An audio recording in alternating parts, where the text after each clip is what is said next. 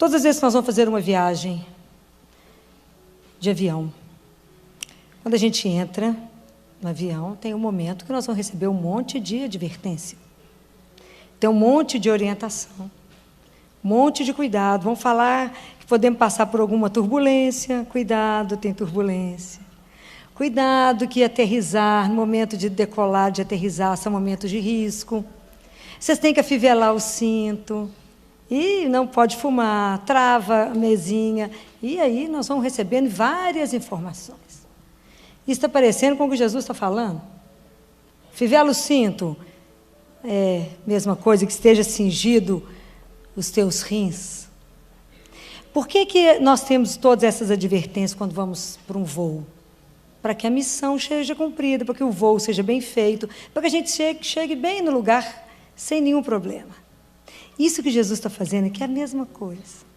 Há uma proposta, houve uma proposta para cada um de nós, para que a gente fosse discípulo. Então Jesus falou: olha, vocês vão começar um caminho comigo, e para vocês fazerem esse caminho, vocês precisam de umas advertências, de alguns cuidados. Então ele fala: tende os rins cingidos, esteja com a cintura cingida, porque no mundo que estamos vivendo, é muito fácil a gente distrair, é muito fácil a gente levar uma vida superficial. A gente vai levando uma rotina, vai ficando tão massificado, e a gente vai repetindo as coisas de uma certa forma, que chega no momento que a gente já está num estágio que já está bom só levantar e dar continuidade. A gente segue uma rotina, a gente já não tem mais alegria, a gente já não tem mais um dinamismo, a gente já não tem mais uma paixão pela vida. A gente vai levando. Como é que você está? Estou levando. Né? É uma religião morta. Nós vamos levando como qualquer um leva, assim, sem paixão pelo que vive. Então fica aquela vida absolutamente superficial. Então Jesus falou: cuidado para que vocês não fiquem assim, porque vocês têm que aprender que existe uma coisa que chama-se prontidão. E o quanto é difícil falar de prontidão para uma geração que o pão é cozido em minutos, que tudo que você quer, você bate o dedo, tem na hora. Tudo é imediato, tudo é muito rápido o que você quer.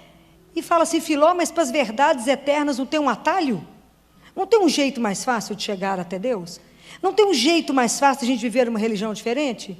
E eu digo: não tem. Há um longo caminho, por isso que ele adverte. Há um caminho.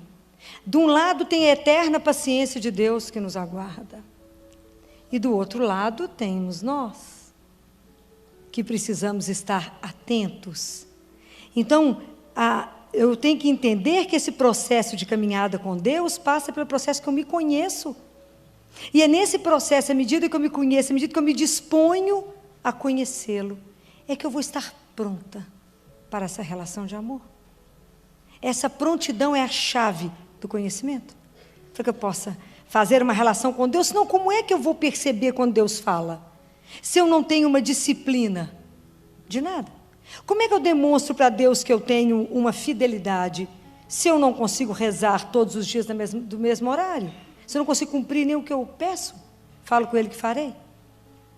Então, como é que nós vamos descobrir que a palavra de Deus é para mim, se eu não estou mergulhado antes na palavra?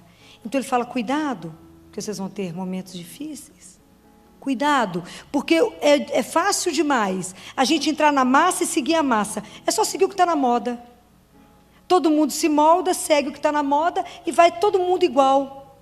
E a gente já não percebe a superficialidade que está na nossa vida. Não podemos viver a nossa religião porque ela foi uma herança dos antepassados? Não posso. Não posso viver porque isso foi a religião do meu avô, da minha avó? Não posso. É diferente. Nós temos que viver a religião, a fé em Jesus, a presença de Jesus como uma paixão. Senão, não gera nenhuma mudança em mim, na minha vida, aquela coisa morta. Quantas pessoas vocês conheceram que tinham grandes ideais, grandes desejos, grandes objetivos, já está morto, não fala nem no assunto. Porque a vida vai deixando isso apagado se eu não estou atenta, que eu tenho que estar sempre de prontidão para receber o meu Senhor. Não sei que hora Ele virá, ou não sei que hora Ele me chamará. Então eu tenho que viver uma relação com Deus vivo, É isso que nós temos que acordar. Esteja esperto, esteja com tudo amarrado na cintura, porque isso te dá mais agilidade para trabalhar. Esteja ligada no Deus, com aquele, tenha consciência de que aquele que você crê, você não crê em coisas? Você crê no Filho de Deus que se encarnou, que veio por amor, que veio nos trazer a brilhante notícia que somos filhos do Altíssimo. Então ele fala, cuidado, para que senão vocês vão dormir.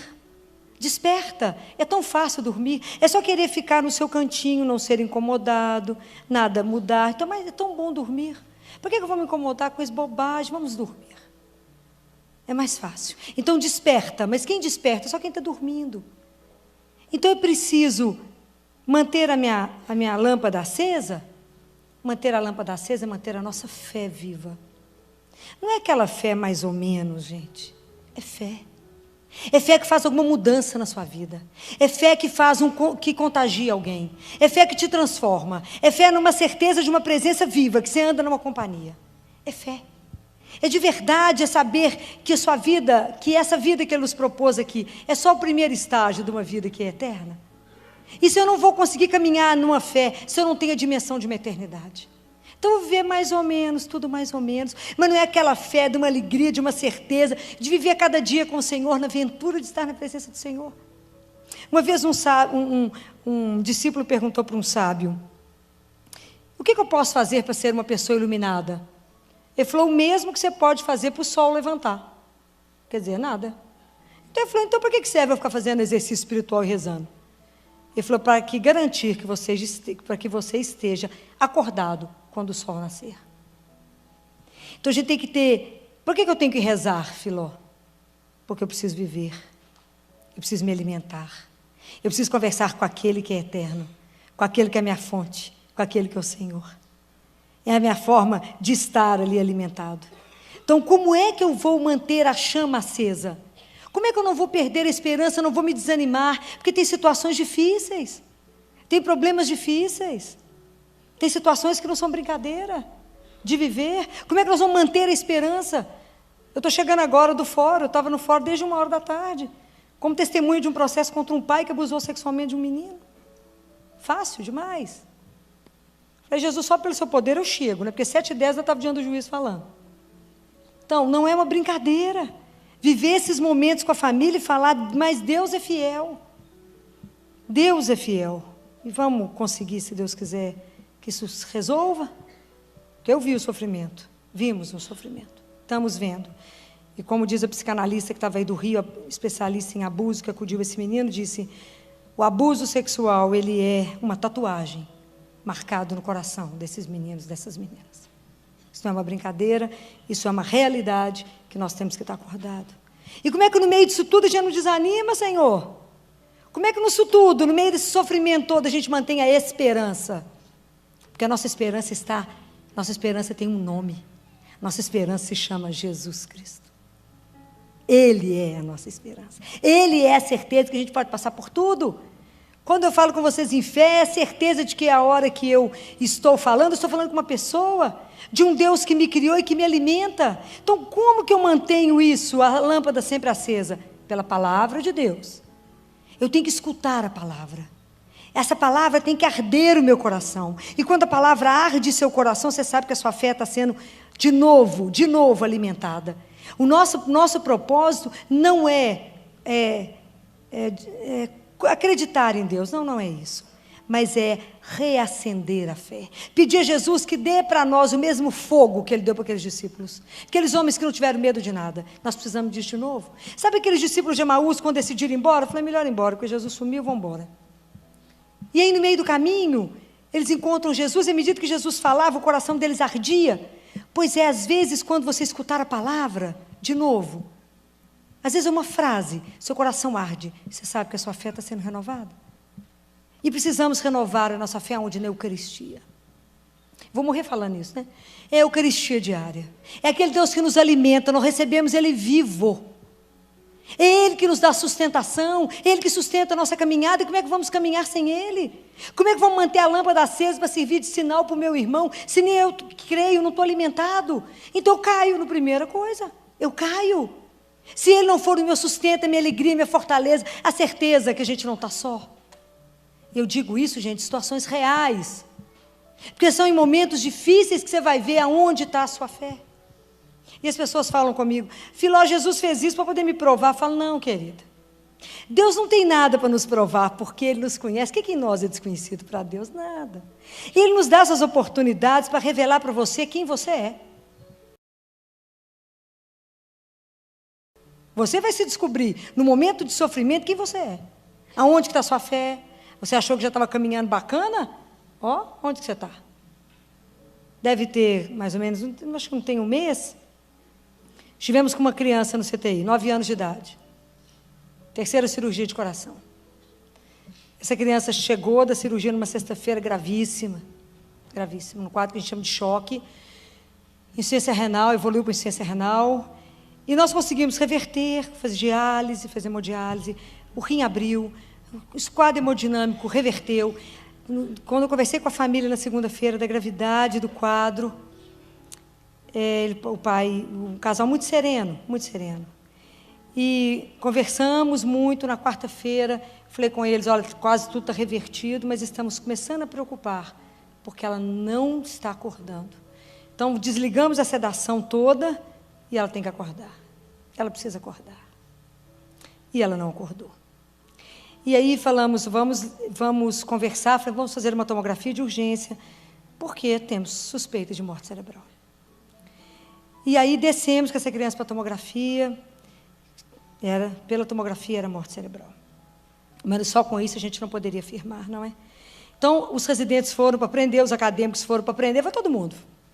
E sentei com o casal, mais o neurologista, e conversamos com a família, que a possibilidade era realmente de morte encefálica. Eu nunca vi um casal tão sereno na minha vida, diante de uma notícia dessa. E aí eu falei com eles, vocês já pensaram na possibilidade de doação de órgãos? Pensem em tudo isso, que nós estamos conversando com vocês para pedir autorização para abrir o protocolo de morte encefálica. Vamos começar a fazer os testes, tem que ser feito com médicos diferentes, que não tem ligação com transplantes, tem toda uma sequência que é feita. E assim foi feito, e o casal acompanhou absolutamente todos os exames. Eles acompanharam tudo. Era um casal evangélico, um casal de extrema fé. E aí eles foram acompanhando, e antes do último exame, a gente fazia 2 de tudo. 2 testes que tinha que fazer, fizemos 2 vezes eletrocefalograma, fizemos 2 vezes com máquinas diferentes, com pessoas diferentes, o teste de fluxo cerebral, porque aí era fechar o diagnóstico, né? E aí, antes de fazer a última vez, conversei com eles, olha, realmente o teste não tem fluxos para o cérebro. O pai falou, doutora Filó, pois a senhora acredita que nós encontramos o diário dessa menina, que a gente não sabia que ela tinha um diário? E ele fotografou o diário e mandou para mim. Uma das páginas do diário, ela falava assim, 9 anos, querido diário, vou internar na Santa Casa tal dia para a 3ª cirurgia do meu coração. Não sei bem o que eles vão fazer comigo, mas estou tranquila porque estou com o Senhor. Assinado, e ela colocava assinada, a SS, colocava o nomezinho dela. Na outra página, ela colocou assim, querido diário, vou enfrentar essa cirurgia como a gente faz uma prova. Quando a gente faz uma prova, a professora dá uma nota no final, não é? Pois é, aí no final Deus decide o que Ele quer. 9 anos de idade. Então, foi uma criança que já tinha uma relação com Deus, né? A última foto dela foi ela sentadinha na maca, indo para a cirurgia, com um toquinha na cabeça, dando tchau, mandando beijo. E aí, eu acho que até isso, como dizia a mãe, até isso, doutora Filó, me dá tranquilidade para poder enfrentar esse momento aqui.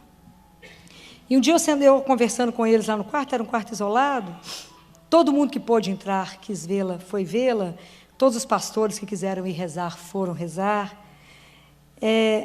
A mãe falava, doutora Filó, mas eu ainda acredito tanto que Deus pode operar um milagre. Eu falei, não, só estou no campo da ciência, eu não discuto o campo da fé, não é? E conversamos tanto sobre morte, foi um casal que eu falava com os residentes, esse casal não é típico, gente, é atípico, mas é um casal que mostrou em quem crê, que a esperança dele estava ancorada no céu, é diferente, tinha certeza de uma eternidade. Então, um dos dias eu conversando com eles, eu falei com eles, com vocês eu posso falar esse assunto? Falei com eles, porque quem vê nós de longe conversando e rindo, falando sobre a morte, vai achar que nós somos os 3 tão loucos dentro desse conto daqui. Mas é porque são os 3 de muita fé. Eu falava com eles, como diria São Paulo diante disso? Lucro é morrer. E eu falava com eles, se ela está tendo a oportunidade de conversar com Jesus, ela não vai voltar. Sabe por quê? Ele é absolutamente sedutor. Se ela encontrou com ele, ela está apaixonada, mais do que ela já era, ela não voltará. E foi lindo, porque ele, na quarta-feira, quando fechou a noite, o diagnóstico de morte cerebral, eles me ligaram. Falou, doutora Filó, realmente fechou o diagnóstico e nós decidimos que vai ser tudo doado. 7h30 da manhã, ela iria para o bloco cirúrgico. E o pai foi para levar a filha até o bloco. Onde vocês já viram contar isso? Isso não existe. Chegou lá de manhã cedo, eu levei ele lá para ver a criança. Aí lá, quando a gente estava lá, eu falei com ele, despeça dela, passa a mão, beija. É o último abraço daqui. Teremos outros. Essa é a fé, não é? Aí ele me dizia, doutor Filó, agora eu quero conversar sozinho com a senhora. Eu falei, Senhor, o que será que eu aprontei dessa vez? Vamos lá para aquela sala. Eu falei, vamos para aquela sala. Aí ele falou comigo assim, doutora Filó, a gente precisa caminhar na vida com gratidão. Então agora eu só quero agradecer. Pela forma como vocês conduziram, pela verdade de tudo, pela forma como vocês deixaram a gente participar, pela ética de vocês, por tudo que vocês fizeram. Muito obrigado. E agora eu queria colocar a senhora, como eu não posso fazer a oração pelo CTI inteiro, eu quero colocar a senhora diante de Jesus para rezar pelo CTI inteiro, para agradecer. E pedir a Ele que vocês continuem sendo um canal de graça. Vocês podem imaginar o estado que eu fiquei. Quando eu voltei para dentro do CTI, toda manchada, o pessoal falou, o que aconteceu? Eu falei, depois conversamos. Isso é muito raro, mas isso eu estou contando para vocês, para que vocês entendam o que é uma atitude de fé. Isso é uma atitude de um casal que não triscou em nenhum momento. E o pai falou, doutora Filó, ela foi só um presente, é tudo emprestado, não é? Eu falei com ele, é tudo um empréstimo. Voltou para casa. Viveu os 9, voltou para casa, veio como um anjo, deu um beijo, e depois vamos encontrar de novo. Isso se chama fé. É essa fé que eu estou convidando vocês a viver. É essa fé que, apesar disso, nos move numa alegria. É essa fé que nos sustenta diante do sofrimento, diante das dificuldades. É dessa fé que eu estou falando. Eu não estou falando de fé mais ou menos, não. Senão nós não vamos tirar nenhuma, qual Jesus falou. Senão a nossa fé vai continuar menos que um grão de mostarda. Nós temos que ter ousadia na nossa fé, afirmar que Deus é vivo, que Deus faz as coisas, que Ele está presente e não está morto. Nós morremos de medo de afirmar isso, porque não cremos no nosso coração, não temos a audácia que teve esses homens do Antigo Testamento. Vocês conhecem a história de Gideão? Sou encantada com ele. Deus pega aqueles que nem acham que não vai dar nada. Deus Pai chamou Gideão. Gideão, vem cá. Ele falou, Senhor, eu não, deixa eu contar. Eu sou o último lá de casa. Eu não. Ele falou, você mesmo. Mas é que não tem jeito. Não, Gideão, é você mesmo. Então você vai ter que combater ali com o outro exército. Busca uns homens para você fazer um exército. Lá foi Gideão. Quantos homens você arrumou, Gideão? Isso é Deus Pai conversando com Gideão. 32 mil. Uai, que tanto? Senhor, mas lá sabe quantos são? 135 mil. Importância não, Gideão, estou com você. Senhor, mas lá é 135, aqui tem 32, tem gente demais, Gideão. Não, tem muita gente. Pode mandar 22 mil embora. Senhor, lá é 135 mil. Pode mandar embora, fica só 10 mil. Senão eles vão achar que você ganhou por tanto de gente. Eu estou com você. Eu estou com você, Gideão. Agora que você está com 10 mil, você vai pegar seu exército, vai dar água para esse povo. Coloca eles aqui diante do rio, e você, Gideão, vai observar como é que esses homens tomam água. E você irá escolher somente os que deitarem e tomar água igual cachorro. Senhor, mas isso não tem lógica, porque o povo agacha, Senhor, e pega a água assim e toma. Eu não quero a lógica, Gideão. Aí você vai escolher quantos vão sobrar. Coitado do Gideão, isso é que é passar aperto na vida. O que aconteceu? Sobraram 300. Senhor, lá são 135 mil. Pode ser não, Gideão. Eu estou com você. Então agora vai lá ver o ambiente. Eles vão me matar. Gideão, eu estou com você, Gideão. Então você está com medo, leva um amigo. Claro que Gideão levou um amigo, lógico. Lá foi Gideão. Olhou o ambiente, voltou para o Senhor. O Senhor falou, Gideão, agora 300. Agora nós vamos fazer 3 grupos de 100. Senhor, lá é 135 mil. Pode ser não, Gideão. Estou com você. Faz 3, vocês vão ficar do jeito que eu vou mandar. Um grupo aqui, outro grupo ali, outro grupo ali. Tinha uma espada, a de Gideão, só uma espada. E tinha as trombetas. E um cantil. Então, quando eu avisar, Gideão, vocês vão tocar ao mesmo tempo a trombeta. Então, assim, Deus trabalhou com eco. E os 300 tocaram ao mesmo tempo as trombetas. Quando eles tocaram, o exército inimigo ficou desorientado com o barulho. Achou que era gente demais. Eles ficaram tão desnorteados que entraram em batalha com eles mesmos, mataram eles mesmos. Gideão levantou a espada e falou, ganhei. Fez o quê? Nada.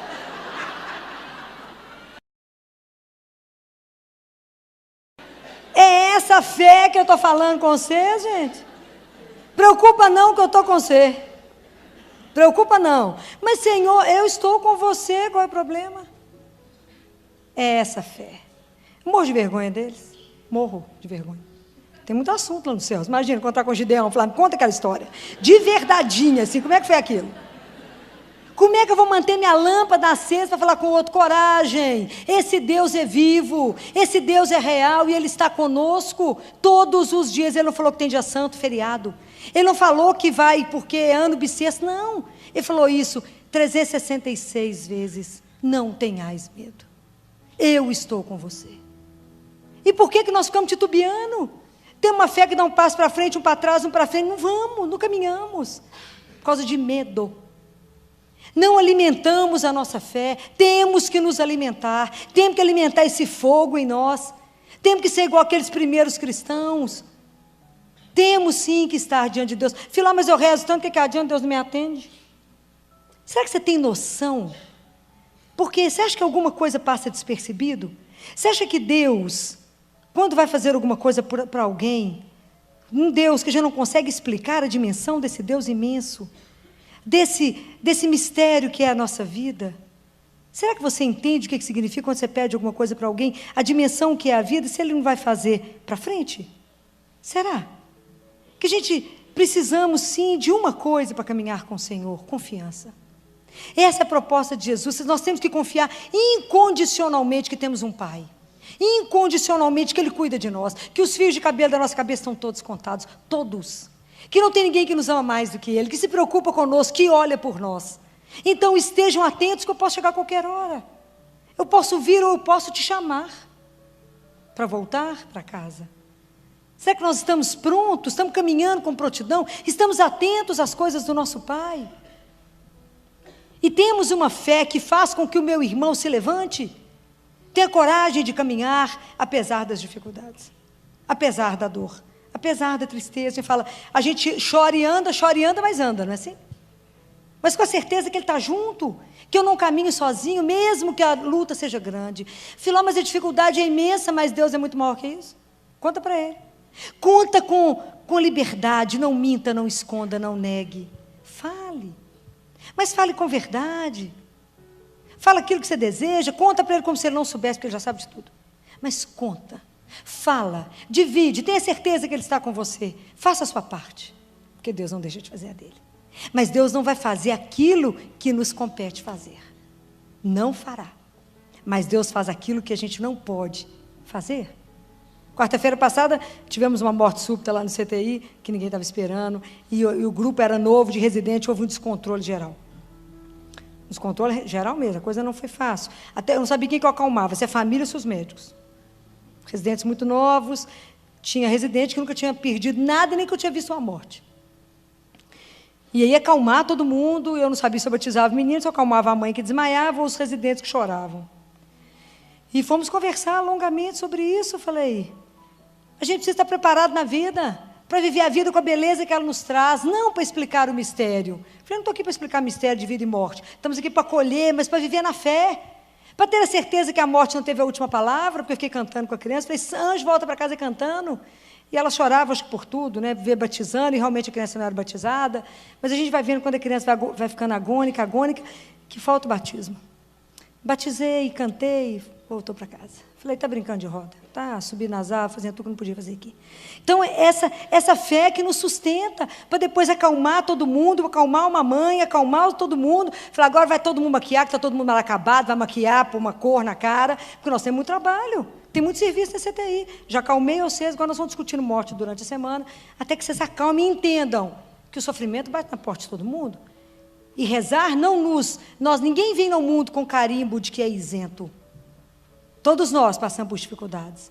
O que é diferente? A forma como se enfrenta ela. É a certeza que mesmo na dificuldade, Deus caminha conosco. Depois que Jesus foi levado para fora da cidade, pode acontecer tudo conosco. Mas eu sei que Ele está junto. Não tem preço saber que Ele está junto. Não tem preço. Quando eu estou muito cansado, olho para o lado e falo, ai que delícia, você está aqui. Isso não tem preço. Essa certeza que o olhar dEle nos acompanha, que Ele nos consola, que Ele dá força, fala, coragem, eu estou aqui, eu te sustento. Essa fé, é isso que Jesus falou. Porque vocês vão ter muitas dificuldades. Para que o final da missão seja bacana. Vocês decolaram para aterrissar no Pai.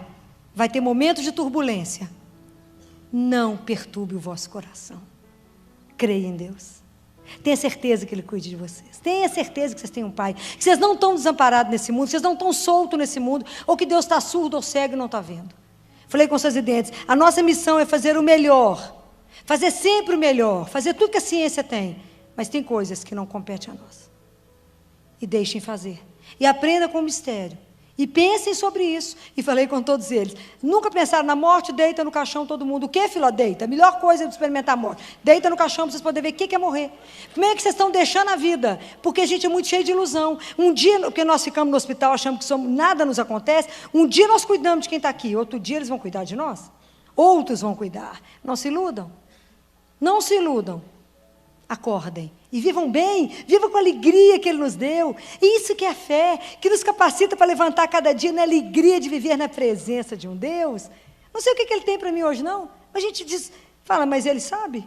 Hoje eu falei com ele, o Senhor que é dono de todas as coisas, claro que o Senhor é dono das minhas 24 horas, então eu sou coordeno, porque eu tenho que estar na igreja 8h30. 7h10 eu estava diante do juiz, eu olhava, falava, mas vai dar tempo? Claro que vai dar tempo, cheguei. Porque Ele é o Senhor, guardem isso, Ele é Deus, e não há ninguém como Ele, creiam incondicionalmente, vamos pedir a Jesus, Jesus, nos dê a paixão que você tinha pelo seu Pai, e nos dê a compaixão que você tinha pelos que sofrem, não dê as costas para os irmãos, nem trate a sua religião com indiferença, não trate a sua fé como uma coisa mais ou menos, nem carregue Jesus como uma tralha que faz parte da sua vida. Jesus tem que ser o centro. Ele tem que ser a coisa mais importante que você tem na vida. Como Ele tem que ser o centro dessa comunidade. Tem que ser Ele. Enquanto Ele não for o nosso centro, a gente não é, fica aquele povo mais ou menos. O povo de Deus tem que ser vibrante, alegre, animado. Tem dificuldade, nós damos um jeito nisso. Vamos contar para Jesus, Ele vai dar um jeito nisso. E vamos levando.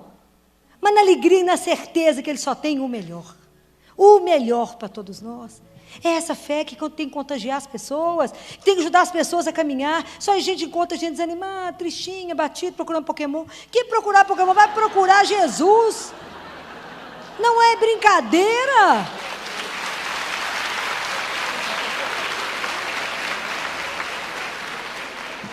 Quarta-feira passada eu voltava da comunidade de Betânia. Eu e meu marido, a gente voltava da comunidade de Betânia. Eu fui lá na comunidade Paróquia de São Sebastião, e fui lá para falar sobre não falar mal dos outros, né? Esse era o tema que o padre pediu, o padre Hermínio. E quando nós voltamos, nós passamos na Praça da Liberdade, falei, mas o que está acontecendo?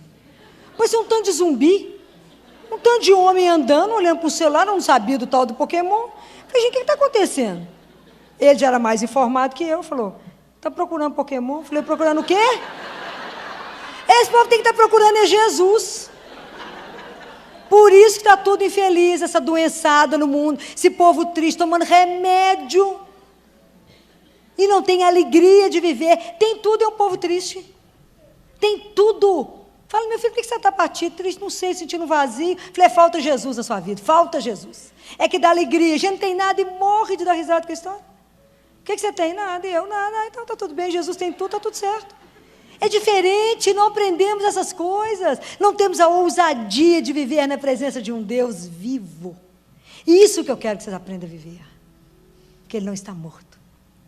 E o povo fica procurando coisa virtual, sendo que Ele é muito mais fácil de pegar. Não entendo. Eu realmente me foge a compreensão. Mas eu tenho que ter paciência e ter rezando. Então é isso que a gente precisa fazer, não é? Precisamos descobrir. Porque nós temos que ser uma setinha, mesmo que torta, uma luz para mostrar para o meu irmão que está batido, cansado. Falar, tem um outro caminho, tem uma outra história. Sabe quando Jesus fala assim, amem uns aos outros? Sabe o que é amar uns aos outros? É dar o melhor. O que é o melhor que a gente tem para dar uns para os outros? É Jesus. Qual que é a melhor coisa que eu tenho na minha vida para dar para vocês? Jesus. Essa paixão, essa certeza desse Deus apaixonante. Cada dia mais apaixonante. A certeza de que Ele caminha, que Ele está atento, que Ele vê, que Ele participa, que Ele dá... Eu falo que você dá palpite em tudo, né? Dá palpite mesmo, olha as coisas. É assim. Esse Deus que vibra com a nossa vida, que está junto, que ri com a gente, chora com a gente. É esse Deus vivo, que quer nos dar, sabe o quê? O melhor. Essa caminhada com um Pai, na certeza de um Pai que nos ama. Confiem. Sabe quando a gente era criança, que a gente chegava na beirada da piscina, dava um pulo, pulava assim, caía de uma vez na piscina? É isso que eu quero convidar vocês. Pula nos braços do Pai. Caiam de costas no colo de alguém que te ama. Caia. Mas assim, incondicionalmente fala, eu sei que eu tenho amparo. Eu sei que o Senhor toma conta de mim. Eu sei que o Senhor me guarde. Ele guarda. Não tenham dúvida disso. É para isso que Ele falou. Tende os rins cingidos. Tende as lâmpadas acesas. E pensem, aonde que vocês estão colocando a esperança de vocês. Pare e pensa. Aonde que vocês estão depositando a confiança de vocês? O nome de onde a gente deposita tudo isso tem que ser Jesus. E uma última coisa para falar para vocês. Tem muito tempo que a gente precisa lembrar que cada um de nós, quando foi feito por Deus Pai, Ele nos deu de presente um anjo da guarda. Eu brinquei outro dia com os anjos que estão todos desempregados nessa crise atual, que não tem ninguém chamando por eles. Eu falei, eu vou empregar vocês todos outra vez. É preciso que a gente lembre de rezar pelos nossos anjos. É preciso de lembrar que quando um filho sai, reze pelo anjo dele. Quando seu filho vai viajar, peça a companhia dele. Lembra da história de Tobias? Quando o pai, que era Tobit, foi pedir, o filho foi para fazer uma viagem, ele fez uma oração e pediu a Deus que mandasse um amigo para conduzir o filho dele, para fazer companhia. E foi encaminhado para esse menino, que depois foi revelado no final, que era o anjo Rafael. Ele acompanhou Tobias e trouxe a cura para Tobit. Então, às vezes, nós estamos esquecendo de rezar pelo anjo da guarda dos filhos. E de quantos males isso pode ser evitado. Não se esqueçam que quem anunciou para Maria que ela seria mãe foi um anjo. Quem falou para José, José, pode confiar em Maria, foi um anjo. Quem falou para José, José, levanta e foge para o Egito, foi um anjo. Os anjos são reais, cuidam de nós. Rezem pelo seu anjo da guarda. Rezem pelo anjo da guarda dos seus meninos, dos filhos, dos maridos. Vamos pedir proteção, já que nos foi dado um único para cada um de nós, para que cuidasse do nosso caminho. Para que tire da nossa vida todo o mal.